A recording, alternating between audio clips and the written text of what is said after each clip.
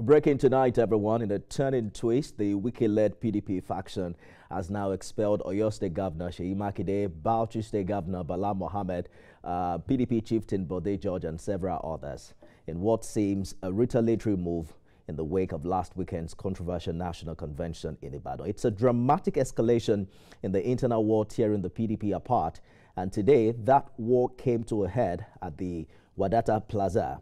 Both the Wike and Makinde camps conveyed rival neck sessions, each claiming legitimacy. Supporters, we saw them chanting, scuffles breaking out, police firing tear gas to disperse the crowds, and reports say Wike arrived later, flanked by heavy security. But by then, the Makinde Turaki team, including Governor Bala Mohammed, had forced their way into the neck hall.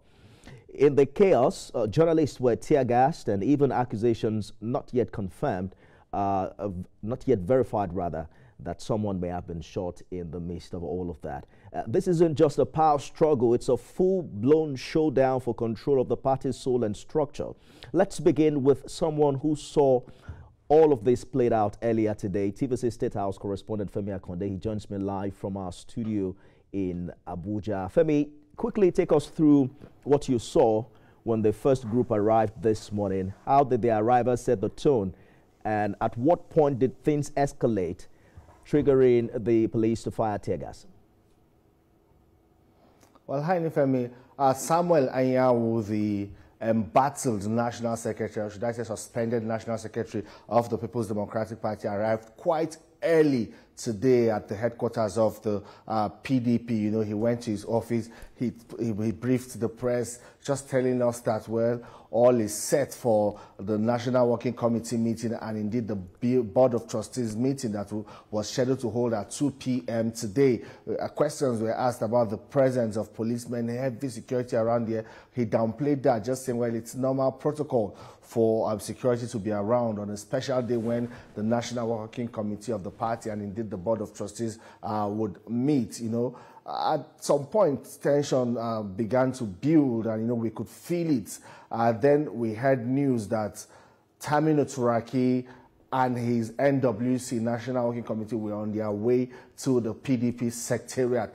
At that point, security was strengthened around the Secretariat. But when Tamino Turaki arrived, he arrived with his own security too, and there was, you know, a free-for-all between policemen, I must say, policemen fighting themselves publicly, you know, policemen in uniform fighting themselves publicly, you know, just to make way, one on this side, the other on the Turaki faction. You know, eventually they were able to make way for Turaki to enter the premises of the PDP Secretariat. Later on, Seyi Makinde of Oyo State, the governor, and Bala Mohammed, governor of Bauchi State, also came into the Secretariat. It was a bit difficult for them to gain access to the neck hall of the PDP, where the meeting was already ongoing. That is, the Wike and Anyanwu-backed PDP were holding their NWC meeting. It was already ongoing, but eventually they forced their way into that place. The chairman was going to be disallowed, but, you know, when the policemen saw Seyi Makinde and Bala Mohammed, they had to stand down, and I believe they came with some other police officers who were superior to those ones asked to deny entrance to Makinde and co. In the neck hall, I would say, at some point they didn't allow cameramen in, but they allowed thugs in, and the thugs rained hell, fire and brimstone inside that neck hall, beating up everybody in sight. Eventually, journalists were allowed in. The NTA cameraman was beaten up, his equipment damaged. A lot happened inside the neck hall before they moved from there to the chairman's office, where Tamino Turaki, you know, assumed office, sat on that seat as chairman of the party, and made some proclamation as chairman of the party before later coming out. And at that time, there was total chaos, or should I call it anarchy, outside the PDP Secretariat. That's outside the building. Police fired tear gas in every direction.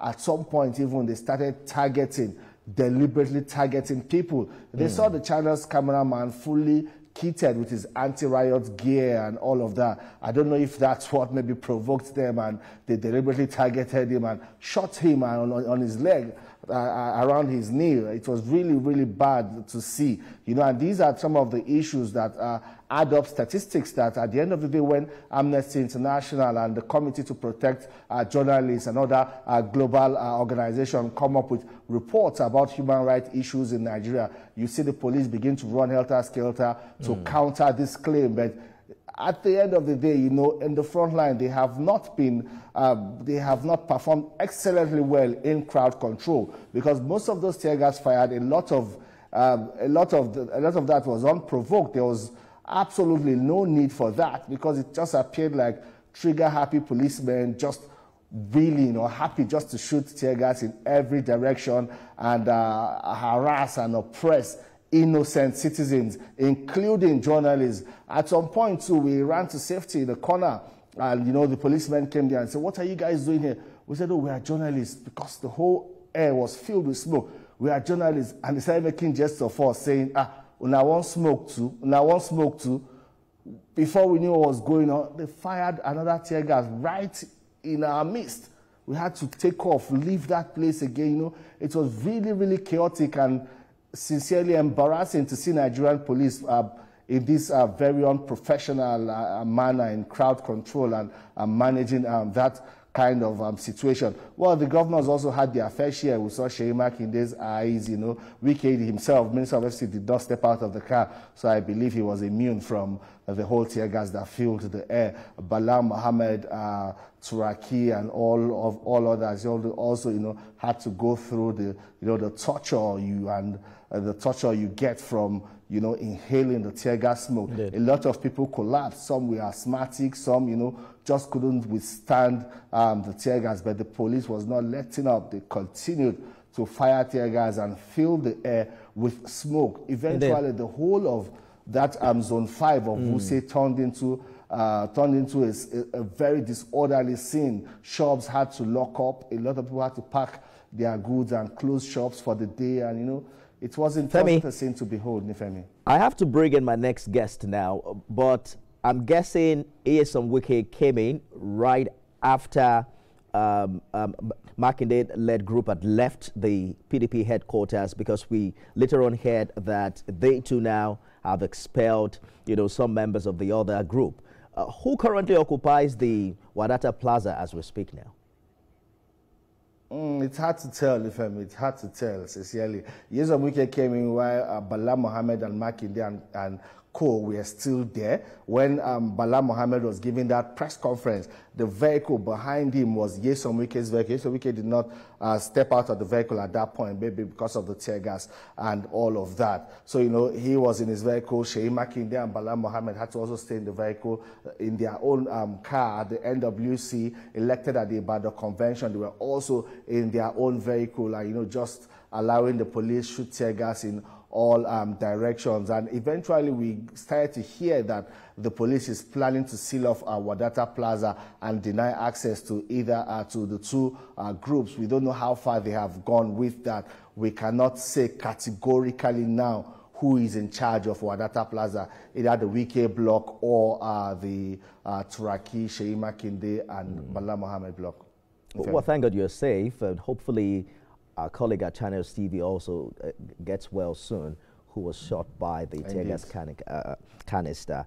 Still our correspondent live for us in Abuja, Femi Akonde, thank you for the update there. Thanks, Femi.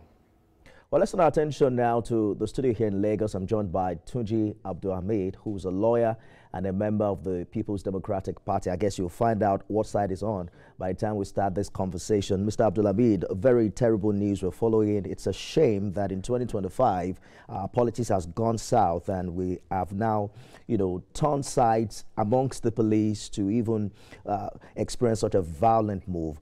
But first, from your perspective, how legitimate is the Wike-led NEC and BOT meeting that held today? On what basis is Wike's faction, or we call them Wike's group, claiming the right to convene at the Wadata Plaza today? Firstly, let me say that I am on the side of the truth, peace and unity of the party. So I'm not on any other party side. I'm on the side of the truth. From my own understanding and my own belief, that Ibadan Convention has no legal backing. It's shaking. There is no foundation for it to stand. On what basis? It has no foundation to stand. There are a lot of things happening. One, bearing in mind the order of courts, there are 2 orders of courts. There were 3, actually. Yes, I'm coming. They restrained them from going ahead. Okay. There is one in Ibadan, which says go ahead. There are 2 conflicting orders. And the one in Abuja, which is the Federal High Court, is not a mere ex parte order. It's a full judgment of court. And I've listened to lawyers, even including senior lawyers, argue that when there are 2 conflicting judgments, the last in time should be followed. I want to disagree with them that they are misinterpreting it in this case, in the instance case that we're talking about. That principle only applies to a situation whereby there are 2 conflicting orders of the superior court. In other words, there's an order of the superior court that are conflicting on the same issue, which is now before the lower court. Which one should the lower court follow? The one that came last. That is the principle they are applying to this case. So if they are saying where there are conflicting orders of the same court of coordinate jurisdiction, that means they are saying that our system already envisages a situation whereby Mr. A and B will file a case in court A, Mr. A and B again will go to another court and file another case, and therefore there will be conflicting. But on what basis are you saying that the Federal High Court in Abuja is superior to the court in Ibadan? I'm not saying superior. Because that's the implication of it. Why? I say that principle they are applying to this case apply to a case where, for instance, there are 2 conflicting decisions of the Court of Appeal. I get you, Kelly, but I'm saying that we're looking at cases from courts of coordinated jurisdiction. I mean, what nullifies the Ibadan ruling vis-a-vis what we had in Abuja? What nullifies the Ibadan ruling is that it was an abuse of court process. If there is judgment of court, I know they will argue that the parties and issues are not the same, but the outcome and the issue, the subject matter, are they not the same? It's not about the convention of at Ibadan. The one in the 2 at the Federal High Court, it may be a different fact, but it has to do with a convention at Ibadan. The Ibadan whole has to do with the same fact. So what I'm saying is that if there's a judgment of court restraining you from going ahead with a program, it's not for you to go and file another case in another court. But what were you supposed to do? To appeal. To appeal, you and will then... go and appeal against that judgment. Well, that is the law I know. But they will say the one in Ibadan is not the same thing as the one in, at the Federal Court. They will tell you the facts are not the same. So you're saying that is the argument, and they will tell you the facts are not the same. In my own belief, that is the first thing that notifies it. Secondly, the condition precedent to do that convention has not been fulfilled. Which is? And that was the argument before the Federal Court in Abuja. The 21 days notice? Not even the 21 days notice alone.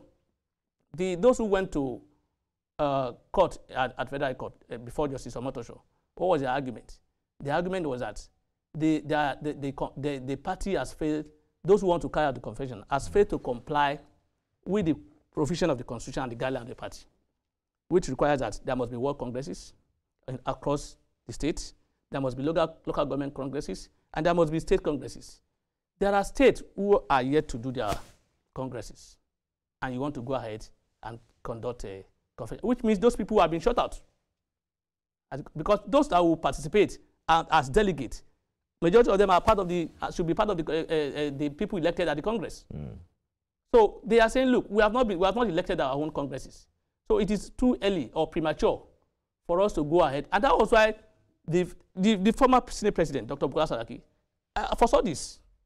He said that it would be advisable for us to stay this process. I'd spoken with... And resolve this our... I'd spoken with Chibode George, who mentioned that Saraki had this job for almost a year, and he didn't come up with the report until few days to the national convention. Which job?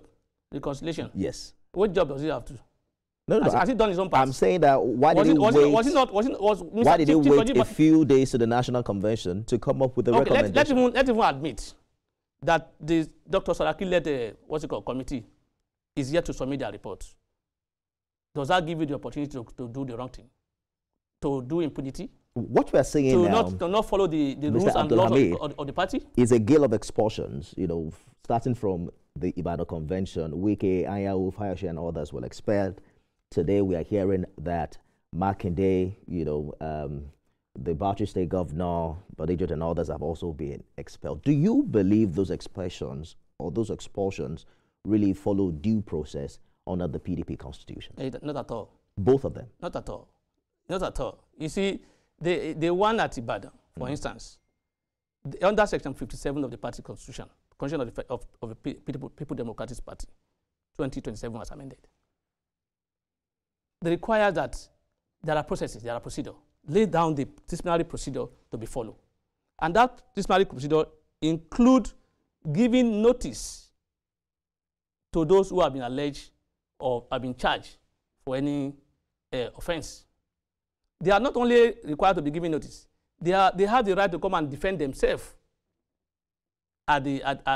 before the disciplinary committee. In fact, in Section 57, Subsection 6 of that constitution said that failure to give notice or opportunity for them to defend themselves would nullify any step taken against them. So tell me, when was the notice given to these people? Where was it? When did the committee start and discuss about it? Was it ratified by NEC? Was the report? Was the report taken to NEC for consideration? Was it? Were they given opportunity to come and defend themselves? Was they at the convention where it was held? That was why you see the governor of Adamawa State and the governor of Plateau State working out disassociating themselves from that. But how come on the ground that they were not aware? It shows that those who are supposed to be carried along are not there. And unfortunately, the person that even moved the motion, Chief Duode Judge, with due respect, it does not have a moral grant to even move a motion for expulsion of anybody, because he fully supported anti-party activities. Let us take morality out of this. It's part of it. No, I'm talking about what would matter in court would be the constitutionality of what they have done. But how come the Wike camp also fell into the same trap? No, they did not fall into any trap. But they just announced expulsion today. You see, the truth is that what we are seeing now is what in local palace called Rofo fight. What they also call recently at a particular coronation, what they tag as a "we're laughing go with it." You have to translate. I will say it. Na madness. Then they take cure madness. That's what you are seeing now, and that was what the former Senate President was warning against. Let us take a break from that. This will cause more problem for the party. Let us take a short break from the madness, but we'll get back to it shortly. Stay with us, everyone.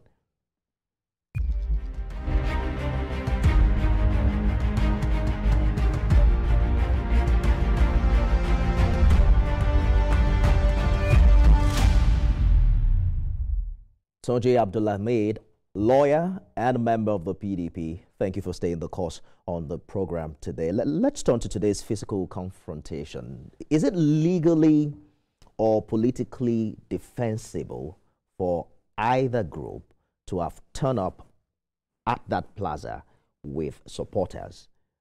In fact, not even supporters, thugs who ended up unleashing violence on each other. It is unfortunate that is happening. In fact, it's unfortunate that judiciary, the police institution, INEC, including INEC, have been put into this fight. What has INEC done here? You can see the debate. INEC was not there. It was there. That is. You are bringing them into this. But the Electoral Act says they may attend. That's what it says. No, I know. I'm not they disputing were not that. Really. I'm not disputing that. I said they've brought them into the fight. The argument, the debate as to whether they should be there or not is even enough to say that they've been drawn into the battle. You can see your reporter now talk about the police. See what they are doing. Yeah, but you can blame that on the politicians, including the governors, the ministers, all of them. That's why I say it's unfortunate that police officers. These issues have been drawn into the fight. And this has been one for one. I'm repeating it. That Dr. Bukola Saraki foresaw this. And he said it, that this will not bring unity. Going ahead with this convention will not bring unity. It will not bring peace. Let's step. And are you not seeing what is happening now?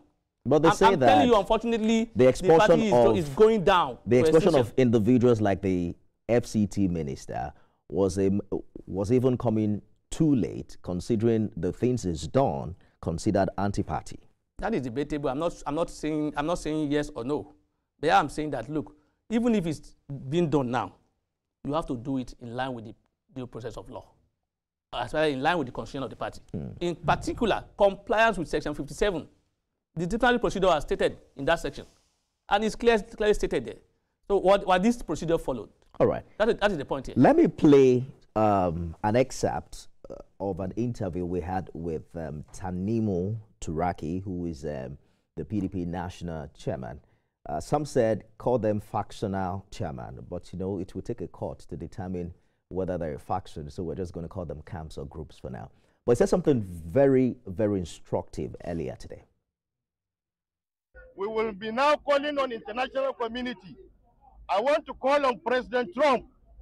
What is at stake is not just genocide against Nigerian Christians. He should come and save democracy in Nigeria. Democracy is under threat. I'm calling on all other developed nations, all advanced democracies, come and save Nigeria, come and save democracy. Because I cannot understand how a serving minister of the Federal Republic of Nigeria will be leading talks, armed talks, and then with the active connivance or support of the police to come and create mayhem here. I have said it, we are willing to lay down our lives to protect our office, to protect our democracy, to protect our mandate. So Nigerians, you are watching what is happening. International community, you are seeing the threat that Nigerian democracy is. Come and save us. That is the national chairman of your party calling on U.S. President Donald Trump to come and save democracy in Nigeria, that the challenge is not only genocide against Christians, but Christy is at risk on the premise of what happened today. How do you react? It's unfortunate that we are involving foreign country in our business and our problems. This is how we start, and this is how those in government today started. You recall in 2014 or more, they were doing the same thing, going to one country or the other, particularly the US and the UK, calling them to come and intervene and save rescue us. Today, US is threatening to intervene in our affair, particularly on security matter. They were saying we're a sovereign nation, don't come.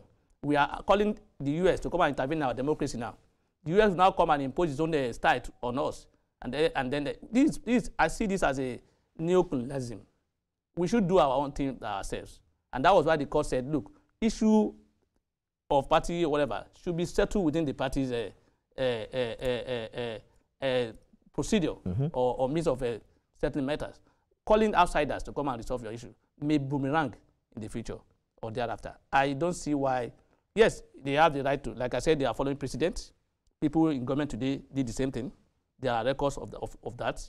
So probably they want to also follow the same suit. But it's unfortunate. I will not align with that. That we should be calling for in a... But what kind of intervention does this situation require? Is this how we're just going to keep watching while they shoot at each other and make a mess of our democratic institution? It's because we don't have the system that works. And probably because the president is also not doing the right thing. How do you mean? The president controls the police. He should have called them to order. People should have been punished. How do you expect the police to have informing themselves in issues that does not concern them? But all of them they are not supposed to be doing all of them, as you know, have an entourage of policemen that follow them. How should they have reacted in this case? Yeah, I'm saying, look, they have a police that follow them. Should they be fighting? Should they be involved in throwing tear gas of innocent people? Is that how they were trained? Is that what they asked them to do? Mr. President today is a member of the APC. He has employed E.S. Wike as a member of his cabinet. What exactly do you expect him to do now, given his political whether it's a president from APC or it's from PDP or whatever? Once you become a president of the country, you are president of all parties. You are president of everybody. So you should not be partition. But I'm not even talking about APC. No, I'm asking that what kind of intervention should I'm not even talking about APC or ADs now. There should be proper warning to the police, IGP, that is under the control of the president. Look, tell your people, they should be professional in their job. They should not be part of the fight between political parties. Must they engage in this kind of activities? You don't think it's more of an institutional challenge, right? Because any involvement by Mr. President now will also mean that he's given instructions to the police to do... No, it is an institutional challenge, but who controls the institutions? Will the institutions control themselves? Without people in charge? That's why the president is commander-in-chief. So the institution will not on its own control itself. There are people who control it. I know we have institutional deficiency and structural deficiency in the country, and that is the basic of our problem in this country. If you have institutions that works, you will not see this in the US, where police will be involved in political matter or siding a particular group or another against another group. You will not see it. Even the Trump that the US are calling upon, the election, the last election that brought Trump was not that free and fair. There are issues. We have to go now. The big question is, where do we go from here, and what must happen structurally within the party, the PDP, to prevent a repeat of the violence and the factionalism that we see evolving? Tuji Abdulhamid, lawyer, a member of the PDP, thank you so much for talking to us. Thank you for having me. I'm afraid the way we are now, it may be dangerous for anybody to contest under the platform of PDP. We'll see how that plays out. Thank you so much, everyone, for being a part of it. Remember, you can watch it again at midnight and 6 a.m. tomorrow. I am Nifemi Oguntoye.